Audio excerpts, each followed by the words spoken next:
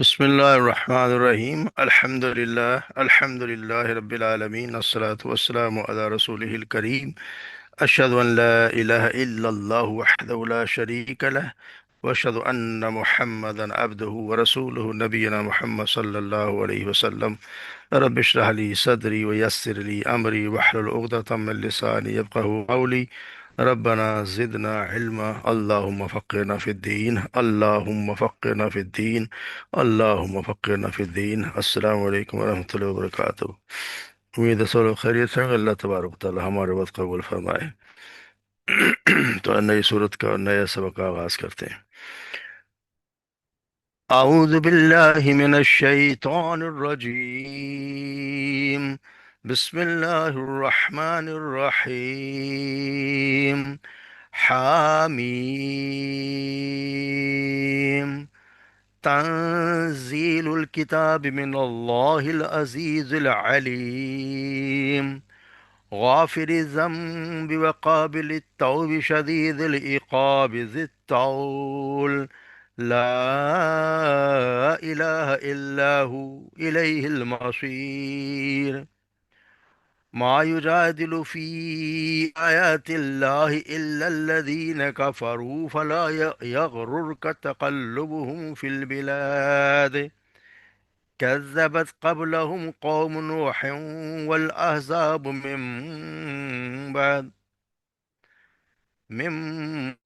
بعدهم،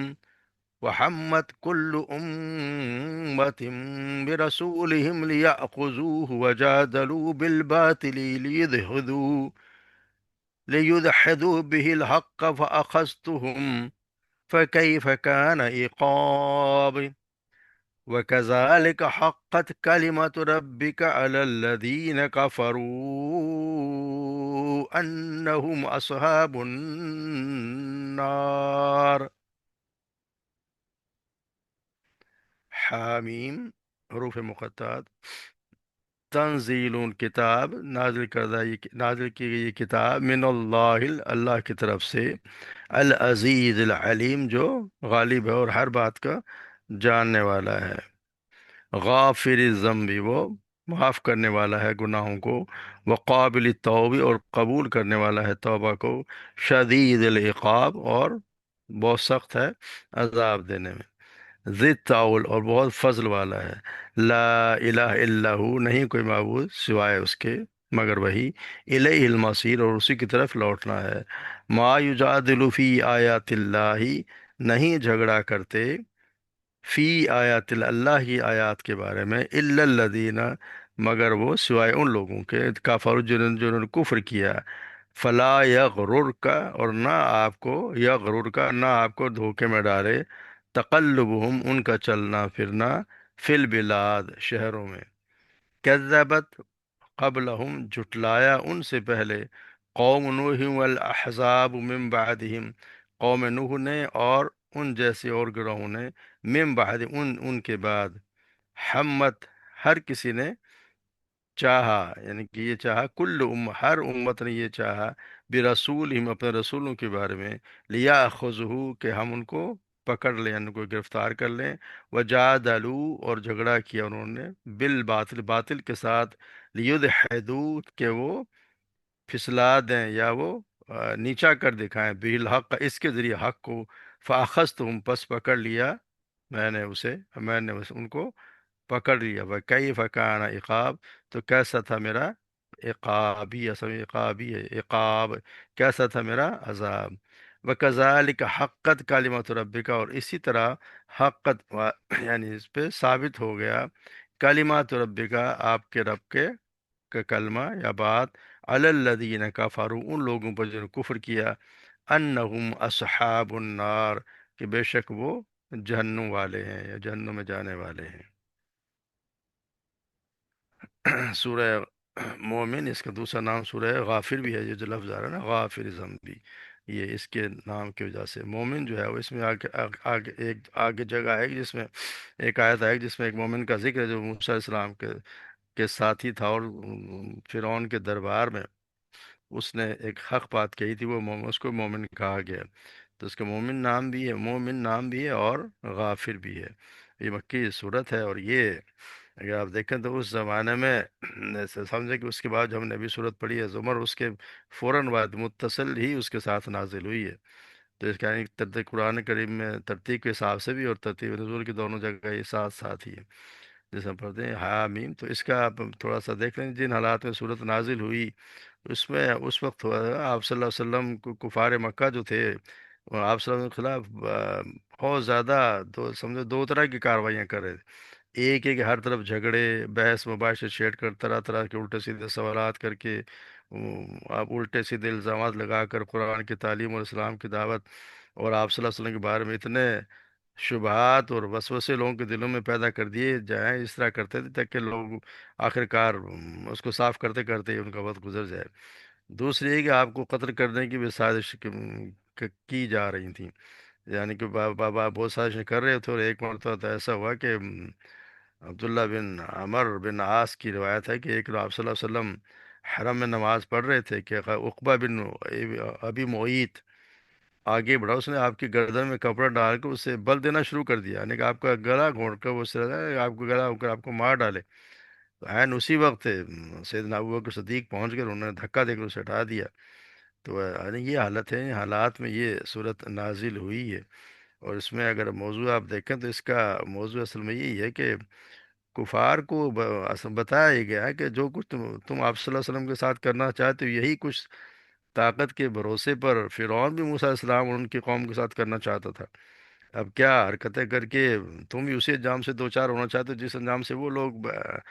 وہ دو چار ہوئے. دوسرا یہ کہ آپ صلی اللہ علیہ وسلم اور آپ کے جو ماننے والے تھے ان کو اس میں سبق دیا گیا کہ ظالم بظاہر کتنے ہی بالادست ہوں یا کتنے وہ آپ کو تنگ کر رہے ہوں، مگر آپ چاہے اس کے مقابلے میں کتنے ہی کمزور بے بس ہو، آپ کو یقین ہونا چاہیے کہ جس اللہ کے دین کا بول بالا کرنے کے لیے آپ کام کر رہے ہو اس کی طاقت ہر دوسری طاقت پر بھاری ہے. لہذا بڑی سے بڑی خوفناک دھمکی بھی اگر کوئی تمہیں وہ دے سکتے ہیں تو دے لیں، اس کے جواب میں اللہ کی پناہ مانگ لیں اور اپنا کام جو ہے بے خوف کرتے چلے جائیں. ایک وقت آئے گا کہ پھر اللہ تبارک و تعالیٰ اسی طرح جس طرح ان کو فرعون کو غرق کر دیا، اسی طرح ان کو بھی تباہ و برباد کر کے رکھ دیں گے. اسی طرح اللہ تبارک و تعالیٰ نے یہ صورت نازل کی ہے. اس میں بہت سے ہم اب پڑھیں گے کہ ہمارے لیے بھی بہت سے سبق ہیں جسے ملتے ہیں. اب یہ بتایا حامیم تنزیل الکتاب، حامیم حروف مقطع جن کے مراد اللہ کے سوا کوئی نہیں جانتا کہ اس کا کیا مطلب ہے. تنزیل الکتاب، یہ نازل کردہ ہے کتاب من اللہ العزیز، اللہ کی طرف سے، العزیز اور علیم. اصل میں یہ ہم جیسے پڑھا ہے کہ ان کو ان کی اصل میں ان کا سب سے بڑا اعتراض ان کا آیا کرتا تھا کفار مکہ کا، یہ قرآن جو ہے وہ آپ صلی اللہ علیہ وسلم کا خود کی اختراع ہے، انہوں نے گھڑ لیا ہے، اسے اللہ کی طرف سے نازل نہیں کیا گیا. تو یہاں سب سے پہلے اس صورت میں سب سے پہلے یہاں یہ بتا دیا گیا ہے کہ جو ان کا جو بنیادی اعتراض تھا اس کے آغاز میں ہی فرما دی کتاب کسی کمزور ہستی کی طرف سے نہیں ہے بلکہ اللہ کی طرف سے نازل شدہ ہے جو عزیز ہے. یعنی وہ سب پر غالب ہے، زبردست ہے، سب پر غالب ہے. یعنی اس کا جو بھی فیصلہ ہوگا کسی کے حق میں نافذ ہو کر ہی رہتا ہے، کوئی اس سے لڑ کر جیت نہیں سکتا، نہ اس کی کوئی گرفت سے بچ سکتا ہے. لہٰذا اس کے فرمان سے منہ موڑ کر کوئی شخص کامیابی کی توقع رکھتا ہے تو وہ اور اس کے رسول سے جھگڑا کر کے امید رکھتا ہے وہ اسے نیچا دکھا دے گا تو یہ اس کی اپنی حماقت ہے، ایسا ہو نہیں سکتا. تو یہ شمن کے اللہ تبارک و تعالیٰ یہاں ان میں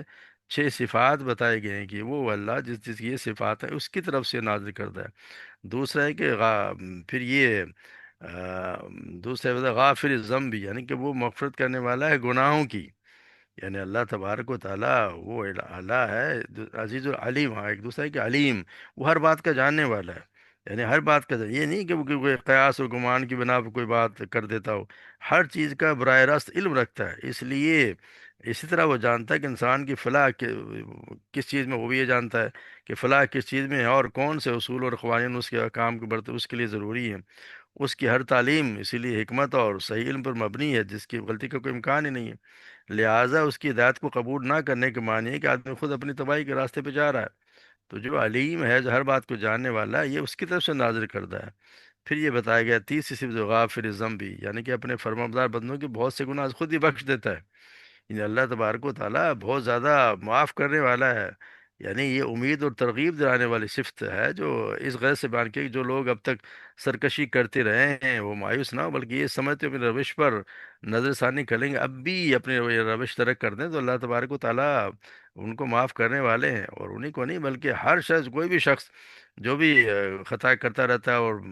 اگر وہ ہم دیکھتے رہتے ہیں کہ ساتھ ساتھ وہ توبہ توبہ کرنا بھی، کہ توبہ کرنا بھی کوئی الگ الگ لفظ اسی لیے کیا گیا کہ یہ توبہ الگ چیز ہے، اور غافر ذنبی کے لیے کوئی توبہ کا ہر حال میں ہونا ضروری نہیں ہے۔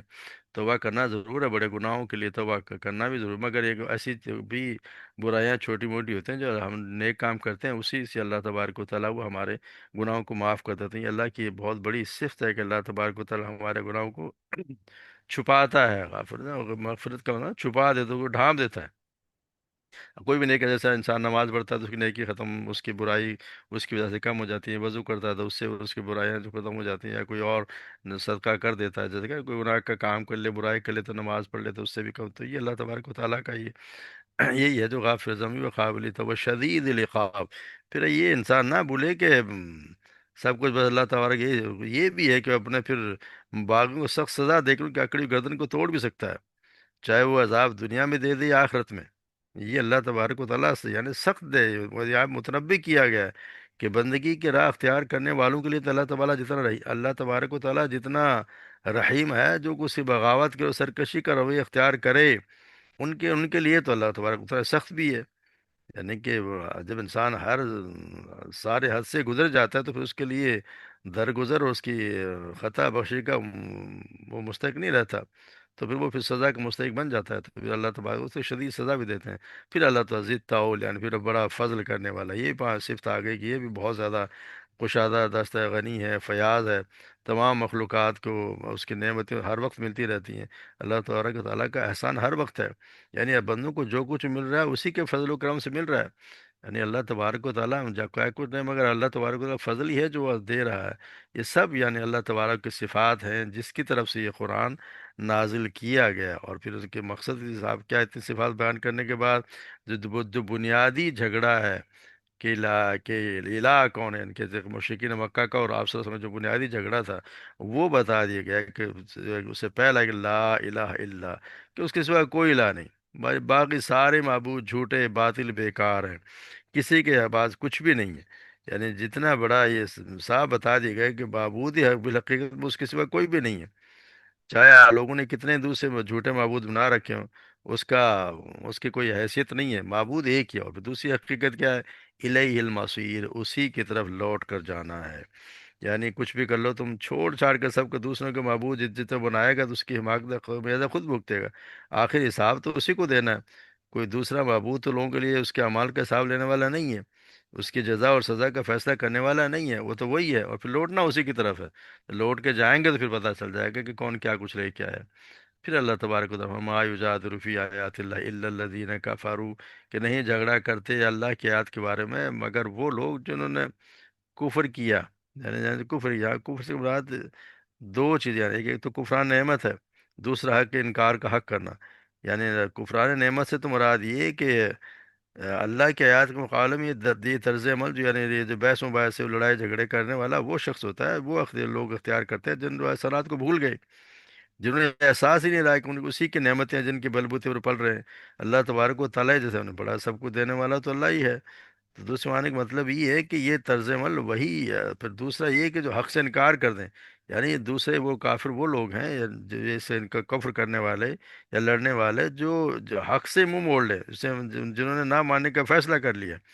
یعنی کہ انہوں نے ایک بنا ہی لیا کہ ہم نے تو کسی حال میں ماننا ہی نہیں ہے، تو پھر وہ لوگ ہیں جو اللہ کی آیات کے بارے میں جھگڑا کرتے ہیں، تو یہاں بتایا جائے کہ یہ وہ لوگ ہیں جو اللہ کی آیات کے بارے میں جھگڑا کرتے ہیں، مگر پھر بتایا دے گیا کہ اگر جھگڑا کرتے ہیں تو آپ ان کو دیکھ کے یہ نہ سمجھیں کہ یہ آپ لا یا فلا یا غرور کے تقلب فی البلاد کے وہ گھومتے پھر رہے ہیں، ان کی بادشاہیاں چل رہی ہیں، ان کے یہ یعنی ایک دن تو ان کا یہ تو آپ گم ان کے بہت کاروبار بھی چل رہے ہیں، تو عہدوں پہ بھی ہیں اور مال و دولت بھی ان کے پاس ہے، تو آپ یہ نہ سمجھیں کہ یہ لوگ کوئی اس طرح کی حرکتیں کر کے اور اللہ سے بچ جائیں گے، ان کا یہ چیز آپ کو دھوکے میں نہ ڈالے، ان کے عیش و عشرت تجارت دوسرے کاموں کے لیے شہروں میں چلنا پھرنا دیکھ کر کوئی شخص اس غلط فہمی میں مبتلا نہ ہو کہ یہ اللہ کے پسندیدہ لوگ ہیں، دراصل یہ اصل میں تو یہ ان کے لیے مہلت ہے، ایک نہ ایک دن اس دن کی شامت آنی ہے، وہ تو آئے گا، وہ سزا سے بچ نہیں سکتے، وہ شامت تو اس ایک دن آئے گی، ضرور آئے گی۔ تو یہ تو اصل میں ایک مہلت ہے اللہ کی طرف سے ان کو مل رہی ہے، اور وہ اسی پہ گھوم پھر رہے ہیں، اسی پہ وہ اپنے سمجھ لیں کہ ان کو غلط فہمی ہے کہ ہم بڑے پسندیدہ لوگ اور ہمیں اللہ تبارک و تعالیٰ نواز رہا، تو اس کی مطلب یہ ہے کہ ہم بہت پسندیدہ لوگ ہیں۔ پھر اللہ تبارک و تعالیٰ مثال دے کے ان کو سمجھا رہے ہیں، کذبت قبلہم قوم نوح والاحزاب من بعدہم، کہ اس سے پہلے بھی قوم نوح نے بھی جھٹلایا، والاحزاب یعنی انہی جیسے، احزاب کا نا انہی جیسے اور گروہوں نے بھی، یعنی اللہ تبارک و تعالیٰ کے حزب کا نا کہ اور عقیدے میں اور عمل اور عادات میں ایک جیسے کچھ جماعت ہو تو اس کو وہ احزاب ہے، انہوں نے انہوں نے بھی چھٹایا نہیں۔ یہ پچھلی آیت کے ساتھ اس کا تعلق یہ ہے کہ اللہ تبارک کی آیت کو رد کرنے کے لیے جو لوگ بھی جھگڑ رہے ہیں، انہیں پہلی قوموں کا انجام یاد رکھنا چاہیے کہ ان سے پہلے جو قومیں گزری ہیں انہوں نے بھی یہی کیا، محمد انہوں نے یہ چاہا کہ اپنے رسولوں کو رسولوں کو گرفتار کر لیں یا ان کو قابو کر لیں، ان کو قتل کر دیں، اور بلیا خود پر، اور پھر ان کو پکڑ لیا ان کو، اور پھر انہوں نے یہ جھگڑا کیا کہ باطل کے ذریعے سے ہم باطل کے ذریعے حق کو ہم نیچا دکھا دیں۔ یہ ان کے ہمیشہ ہیں، آپ دیکھ رہے ہیں قوم عاد ہے، سمود ہے، سابقہ ہے، قوم لوط ہے، یا آل فرعون جتنے بھی ہیں، یہ انہوں نے اللہ تبارک سے شرک کرنے اور آخرت انکار کرنے اور اپنے نبی کو چھٹانے میں ایک جیسی تھیں، اور ان کا کام یہ تھا کہ ہر انہوں نے یہی کام کیا، اب رسول کو گرفتار کے جدا وطن کر دیں، جیسے ہم پڑھا ہے نوح علیہ السلام کے قوموں سے یہی کہا کہ اے نوح اگر تو باز نہ آیا تو ہر ہم صورت سنسار کیے گئے لوگوں میں سے ہو جائے گا۔ صالح علیہ السلام کے ان قوم نے بھی ان کو یہی کہا، آپس میں اللہ کی قسم کھاؤ کہ ہم ضرور ہی اس پر اس کے گھر والوں پر رات کو حملہ کریں گے، پھر ضرور اس کے وارث سے کہہ دیں کہ ہم اس کے گھر والوں کے ہلاکت موجود نہیں تھے، اور یقینا ہم تو بالکل سچے ہیں۔ اسی طرح قوم لوط والوں نے بھی یہی کہا ہے، لوط بے شک اگر تو باز نہ آیا تو یقیناً تو ضرور نکالے لوگوں میں سے ہو جائے گا۔ اور آپ صلی اللہ علیہ وسلم کے مطابق کفار نے ایسی ہی سازش کی، جیسے سورہ انفال میں آتا نا کہ جب وہ لوگ جنہوں نے کفر کیا، تیرے خلاف خفیہ تدبیریں کر رہے تھے تاکہ تجھے قید کر دیں یا تجھے قتل کر دیں یا تجھے نکال دیں، یا خفیہ تدبیریں کر رہے، تو اللہ بھی خفیہ تدبیر کر رہا تھا، اور اللہ سب خفیہ تدبیر کرنے والوں سے بہتر تدبیر کرنے والا ہے۔ تو ہر قوم نے بھی، جس نے بھی اپنے نبی کے ساتھ کو جھٹلایا، ان کی یہی حالت تھی، کیونکہ انہوں نے پھر، اور انہوں نے یہ کیا کیا گیا، مطلب یہ کہ انہوں نے پھر جو وہ چاہ رہے یہ رہتے کہ حق کو باطل ثابت کرنا، یعنی حق کو وہ باطل ثابت کر دیں، یعنی کہ باطل کے ذریعے ایسی ایسی باتیں پھیلا کے، اور وہ چاہتے ہیں ایسی ایسی بحث مباحثے کریں جن سے جیسے کہہ دیا کرتے تھے کہ وہ نبی ہے تو کیسا نبی ہے جو کھاتا پیتا ہے، بشر ہے ہم جیسے انسان ہے، یہ بھی کھاتا پیتا ہے، بیوی بچے رکھتا ہے، تو یہ کیسے نبی ہو گیا؟ یا کبھی کہ جی یہ کہ یہی رسول مل رہا تھا کہ اس پہ کیسے آگے تھا کہ، یعنی اب یا پھر آپ ثبوت کے لیے کبھی کہتے تھے کہ اس کو پہاڑ کو سونا بنا دو، کبھی کچھ اور مطالبات کرتے تھے، کبھی اس کو ٹکڑے کر دو، فلانے کی یہ جو حرکتیں کیا کرتے تھے، تو یہ ان کی یہ سب چاہتے یہ تھا کہ یہ حق کو یہ نیچا دکھا دیں، یہ تو حدود حق کے ذریعے، باطل کے ذریعے حق کو نیچا دکھا دیں۔ پھر ہوا کیا، فاخذ تم کا فکان، پھر اللہ تبارک نے پکڑ لیا، یعنی اللہ تبارک و تعالیٰ نے جنہیں پختہ ارادہ کر لیا، تو اللہ تعالیٰ کہتا ہے میں نے انہیں پکڑ لیا، یعنی کہ رسول اللہ صلی اللہ علیہ وسلم کے مطالب ایسے ارادے کرنے والوں کو اللہ تعالیٰ نے ناکام و نامراد کر دیا، آپ کو بحفاظت مدینہ منورہ پہنچا دیا، اور پھر بدر میں اور بعد کی جنگوں میں کفر پر ڈٹے رہنے والوں کو اللہ تبارک و تعالیٰ نے پکڑ لیا، اور جو ان سے پہلے جو گزری ہیں ان کا تو ہم انجام دیکھ آئے ہیں، کسی کو اللہ تبارک و تعالیٰ نے پتھروں والی بارش سے ہلاک، پتھر برسا کے ہلاک کر دیا، کسی کو چیخ سے ہلاک کر دیا، کسی کو ایسی آندھی بھیجی جو 7 7 8 8 دن چلتی رہی، کسی کو غرق کر دیا، تو اللہ تبارک و تعالیٰ کے جو کرتا ہے پھر اللہ تو یہاں بھی سزا دیتے ہیں، جو یہاں بچ گیا اس کے لیے پھر یہ ہوگا کہ آخر میں عذاب ہونا ہی ہے، بکئی بکان عقاب، اور اللہ تعالیٰ یہ دیکھ لیا کہ پھر میرا عذاب ہوتا کیسا ہے، یعنی کہ یہ اللہ تبارک و تعالیٰ کوئی کسر رکھتا نہیں ہے۔ پھر اب ان بس تباہ شدہ جتنی بستی ہیں ان کے آثار کو دیکھ لو کہ جب میں نے ان کو پکڑا تو میرا عذاب کیسا رہا۔ پھر یہ بتایا کہ وَكَذَلِكَ حَقَّتْ كَلِمَةُ رَبِّكَ عَلَى الَّذِينَ كَفَرُوا أَنَّهُمْ أَصْحَابُ النَّارِ، پھر اللہ تبارک و تعالیٰ کا یہ کلمہ، یہ بات حق ہو گئی، یہ ثابت ہو گئی آپ کے رب کی بات، ان لوگوں نے کفر کیا نا، کافروں پر یہ ثابت ہو گئی کہ وہ اصحاب النار جہنم میں جانے والے ہیں۔ اس کی دو تفسیرات میں، ایک تو یہ کہ جس طرح پہلی قوم پر تیرے رب کے عذاب آنے کے بعد ثابت ہو چکی اور وہ تباہ اور برباد کر دی گئیں، اسی طرح اب یہ جو لوگ کفر کر رہے ہیں ان پر بھی تیرے رب کی بات ثابت ہو چکی، وہ آگ میں جانے والے ہیں، وہ ضرور آگ میں ہی جائیں گے۔ دوسری یہ کہ ان قوموں پر دنیا میں جو عذاب آیا اس پر بس نہیں ہے، بلکہ ان کے متعلق دنیا کے عذاب کی طرح تیرے رب کے ہاں یہ بات طے ہو چکی ہے، آخرت میں بھی یہ لوگ آگ میں رہنے والے ہیں۔ یعنی جہاں یہاں جو عذاب آ گیا وہ تو آ ہی گیا، مگر وہاں جو عذاب آنا ہے وہ بہت سخت ہونا ہے، وہ پھر جہنم میں جانے والے ہیں جہاں ہمیشہ ہمیشہ رہیں گے۔ تو اللہ تبارک و تعالی ہمیں بھی بچائے، اور ایسی قرآن مجید میں جو لوگ اس میں ڈھونڈ ڈھونڈ کے کوئی غلطیاں نکالنے کی کوشش کرتے ہیں یا اپنی مرضی کے تعویلات کرتے ہیں، اللہ تبارک و تعالی ہمیں ان سے بچائے، اور ہمیں اللہ تبارک و تعالی صفات ہیں دیکھیں، صفات میں اللہ تبارک و تعالی نے یہاں کتنی ہے حالانکہ دکھائیں، مگر آپ دیکھیں کہ یہاں پہ غافل ذنبی و قابل توبی، اور یہ دو